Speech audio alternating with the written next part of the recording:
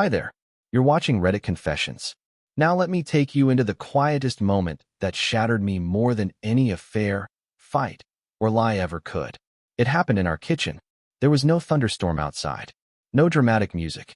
Just Dana stirring her tea, tapping her spoon like a ticking clock.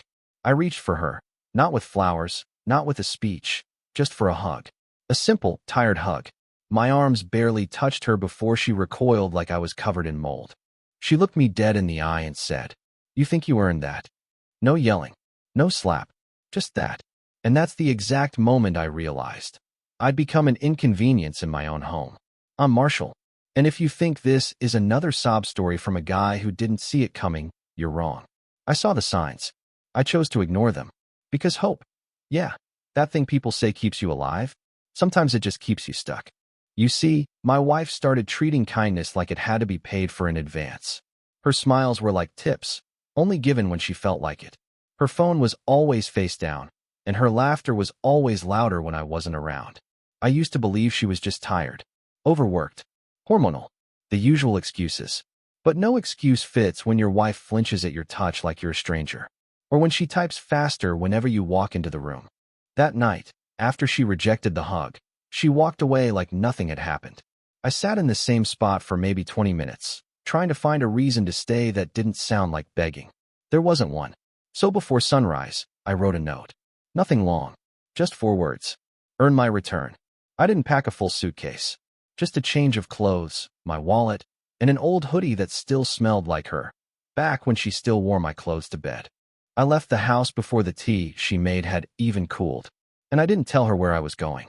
Because the truth was, I didn't know either. But what I did find, in the hours, days, and messages that followed, proved that the person I left wasn't my wife anymore. And maybe never was. After I left, I drove for hours. No map, no music, just the sound of my own breathing and the engine beneath me. I ended up in a small town I'd never heard of, the kind of place where the gas station still uses paper receipts and the diner waitress calls you Han, even when you look like a sleep-deprived ghost. I checked into a roadside motel with buzzing lights and peeling wallpaper. It was perfect. It matched how I felt, forgotten, flickering, barely held together. I thought I'd feel some kind of relief after leaving the note. I expected maybe guilt, or sadness, or anger. But what hit me instead was something colder, doubt.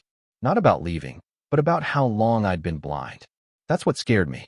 Because if she could look at me like a stranger now, how long had she been looking at someone else like home? I tried to distract myself with bad coffee and worse TV, but her voice kept echoing in my head. You think you earned that? It was such a specific choice of words. Not, I'm not in the mood, or not now. She said earned, like I was being graded in a class I didn't even know I'd enrolled in. That night, I logged into our shared phone plan. Not to spy, just to check. That's what I told myself. Just to look. The call logs were routine, until they weren't. One number kept popping up. Always at night. Always after I'd gone to bed. And never shorter than 30 minutes. Sometimes 2 hours. My stomach turned. I didn't recognize the number, but it had a local area code. I stared at it like it might confess something if I looked long enough. The next day, I called the number from a payphone, blocking my ID. A man answered. Calm. Confident. Not confused. Not surprised. He didn't ask who I was. He just said, "You're calling sooner than I expected." I hung up. My hand was shaking. He didn't even ask who I was. That said more than any voicemail could. I wanted to scream. To drive back home and demand answers. But what would that do? Make her lie more creatively?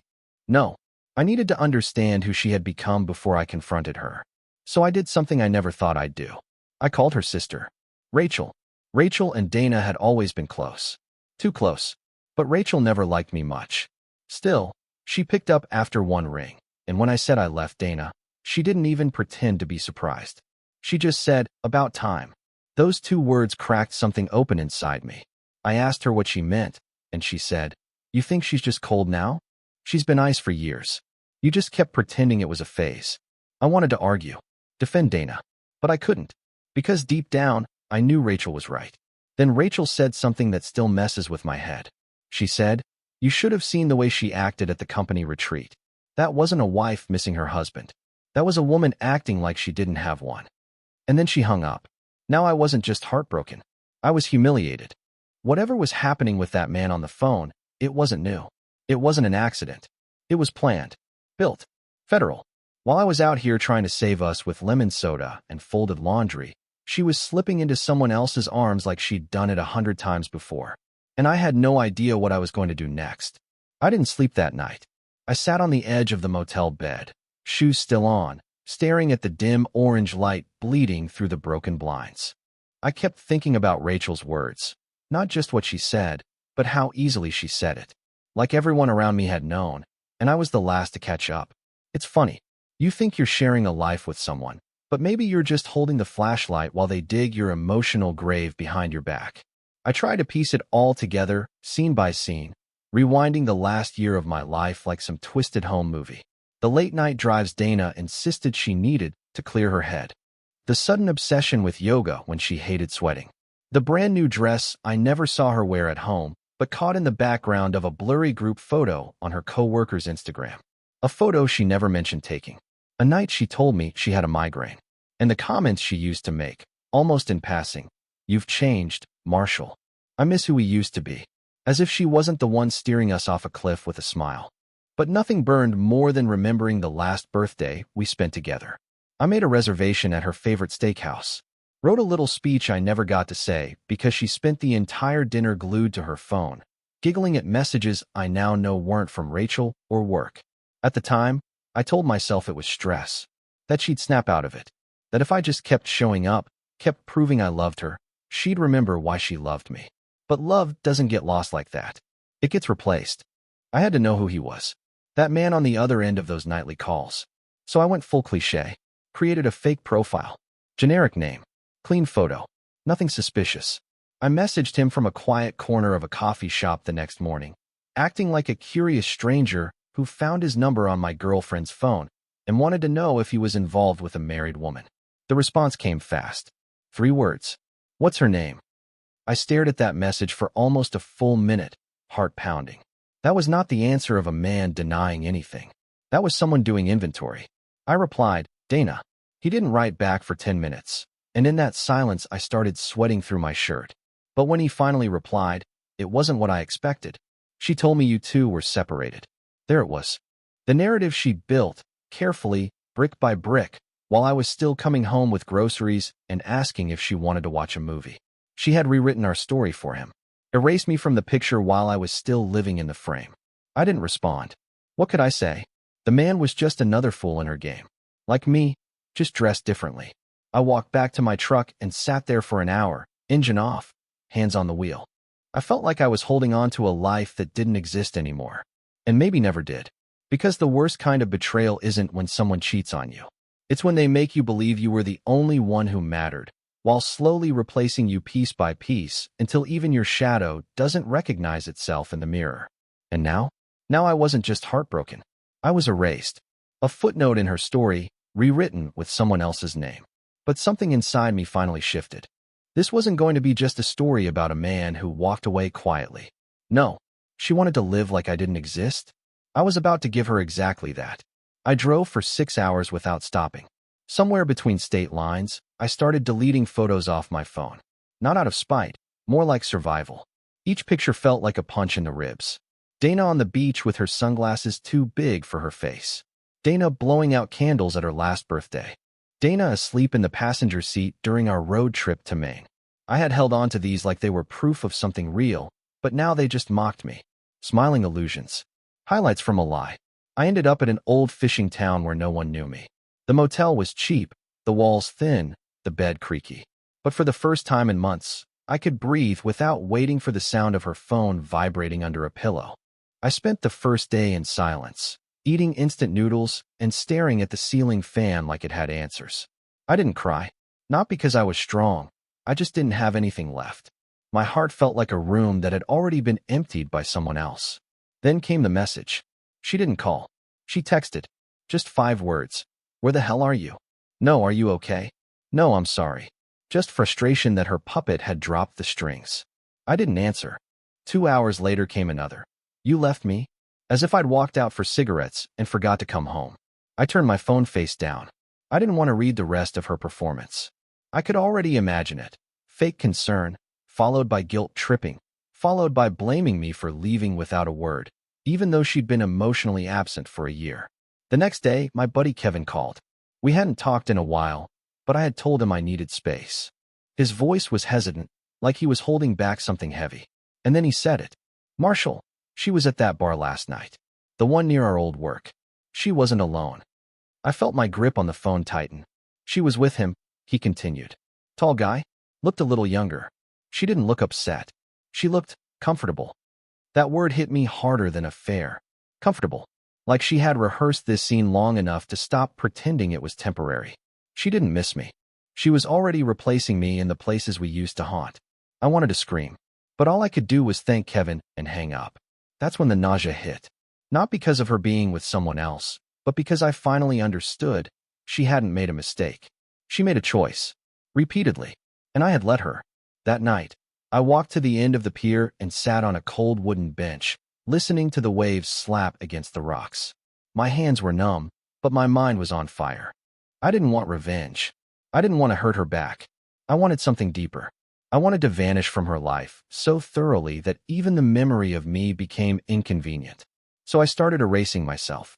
I canceled our joint accounts, changed all my passwords, transferred my small savings into a private account under a new bank, quietly notified my job I'd be working remotely from a long-term personal location. I even mailed the keys to our storage unit to her with a sticky note. "Take what you want." I already did. She could keep the house, the car, the furniture, all of it. Let her build a life with the new guy using the skeleton of the one she destroyed. I didn't need things anymore. I needed distance. I needed dignity. And as for her, she still had no idea where I was. And that was the first real power I'd had in months. 3 days passed before she switched tactics. Her messages stopped sounding annoyed and started sounding sweet, or what she thought passed for sweet. The first one said, "I miss you, March. Come home so we can talk." I didn't respond. The second said, "I overreacted. You misunderstood me. Don't throw away everything we've built." Still nothing from me. I watched her cycle through the emotional buffet. Anger, confusion, fake nostalgia, like she was checking off a script written for husbands who hadn't yet found out the truth. But I wasn't her husband anymore. Not in the way she remembered me, the way she thought she could control. I wasn't the man begging for closeness anymore.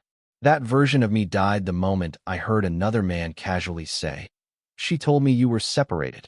What I was now was invisible, and she hated that. The silence must have eaten at her, because next came the nuclear option. She showed up at my brother's house. Now, we're not close. My brother Jonah and I had our share of disagreements, but he knew enough to keep his mouth shut. He called me from the garage while she was standing in his driveway, trying to act surprised I hadn't told him anything. Jonah's voice was tight with irritation, but not at me. "She looks frantic, man. Like someone trying to sell a house that already burned down." I almost laughed, but it wasn't funny. It was pathetic. This woman, who pushed me away with disgust when I tried to show her love, now standing in front of my brother like we were 2 steps away from some rom-com reconciliation. The irony was suffocating. "She said she doesn't know what happened," Jonah added. "She said you snapped. That you're probably depressed or going through a crisis." Of course she did. That's what people like Dana do.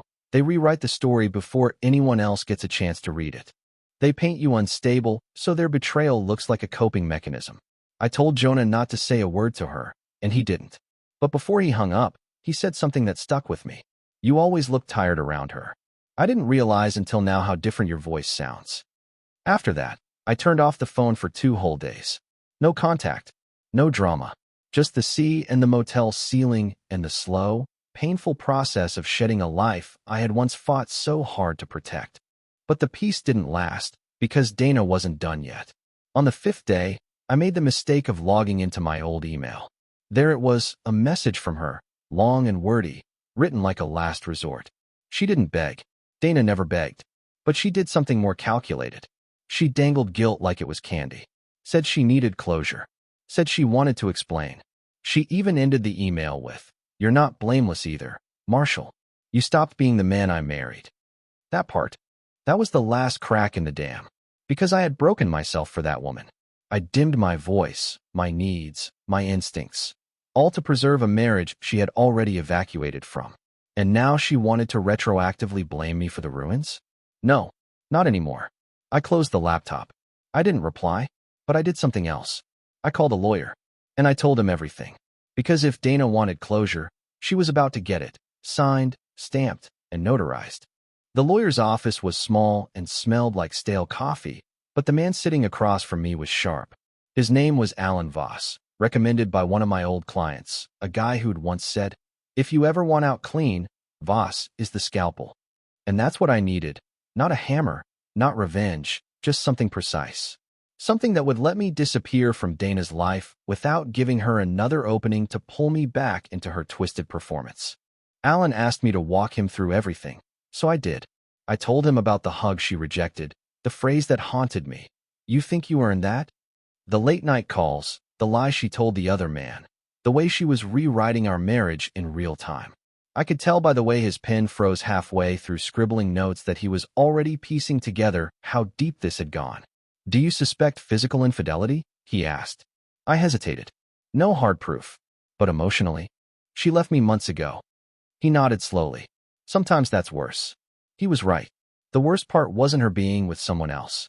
It was knowing she had mentally, emotionally, and spiritually checked out while I was still laying next to her every night, thinking maybe tomorrow she'd smile like she used to. Alan leaned back, thoughtful. "We can file for separation first." Quietly. No noise, no letters to her yet. "We prepare everything. When you're ready to sign and send, it'll all be in motion before she can blink." That's what I needed: control, privacy, peace. So I agreed.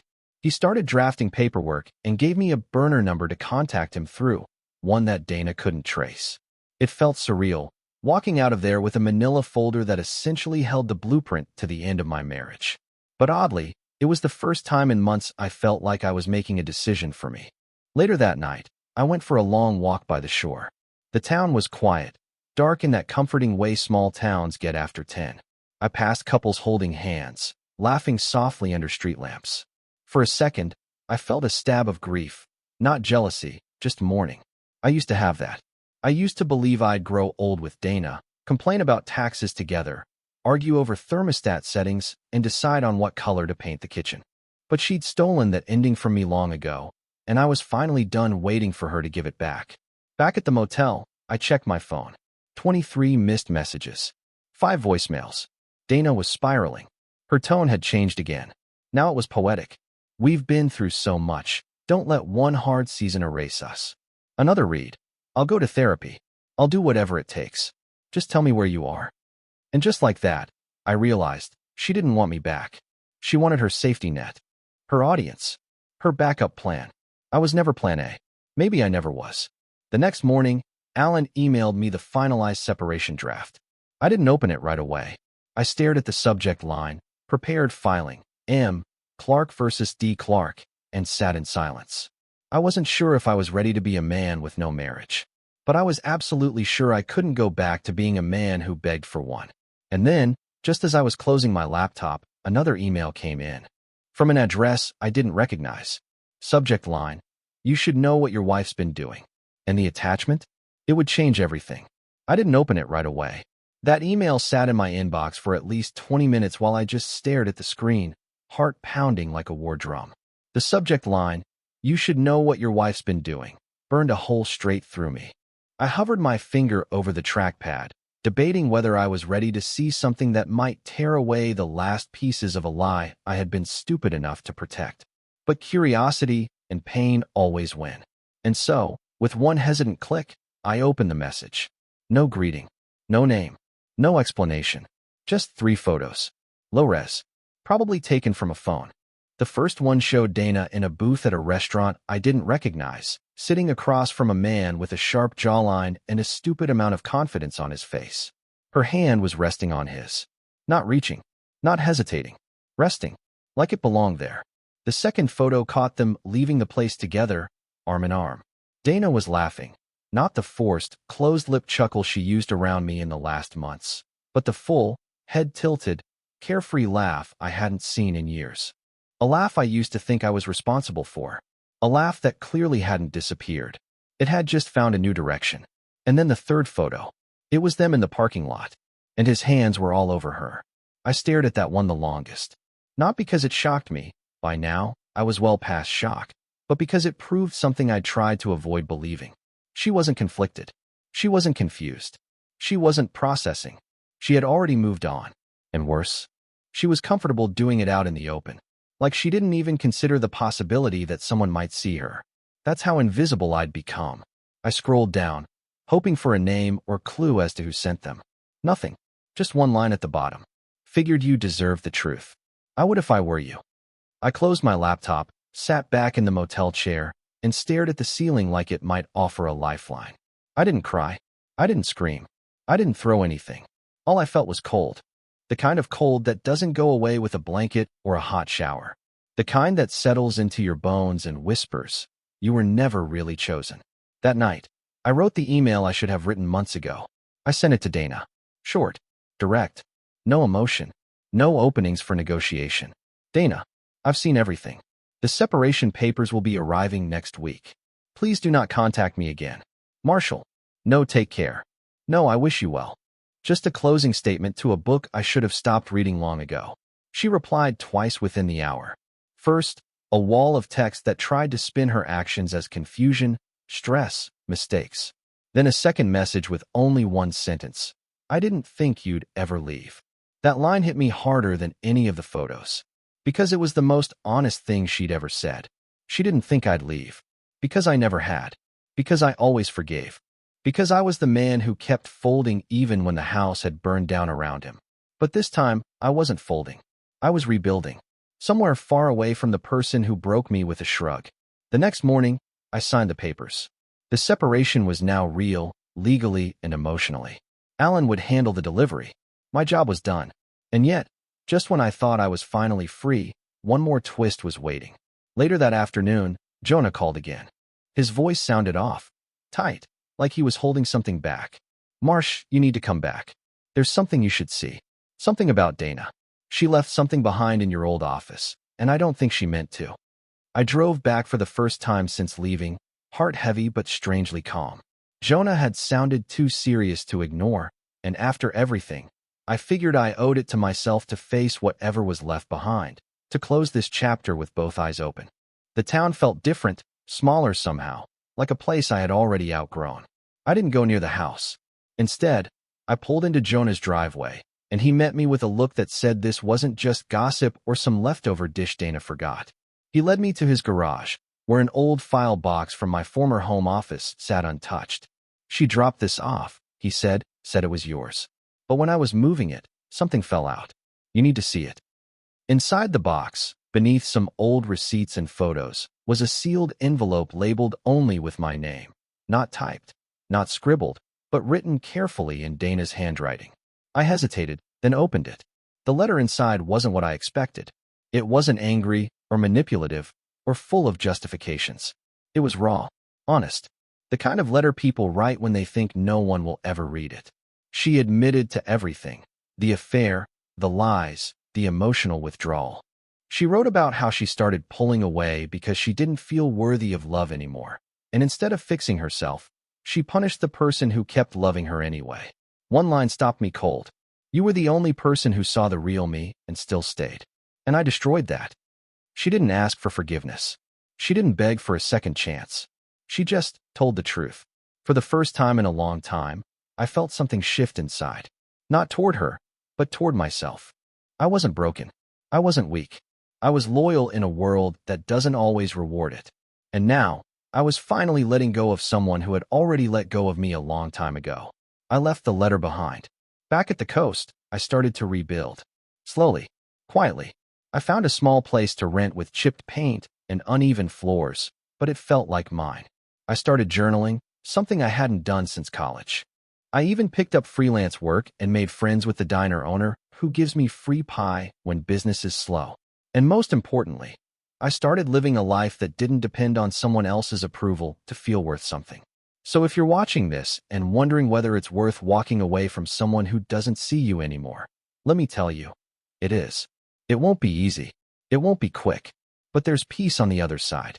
A kind of peace you only find when you stop begging to be loved and start learning how to love yourself again. Thank you for listening to my story. And hey, let me ask you this. What's one moment in history you think deserves more attention? Drop it in the comments. I'd love to hear it. Don't forget to like, share, and subscribe for more real stories like this, only on Reddit Confessions.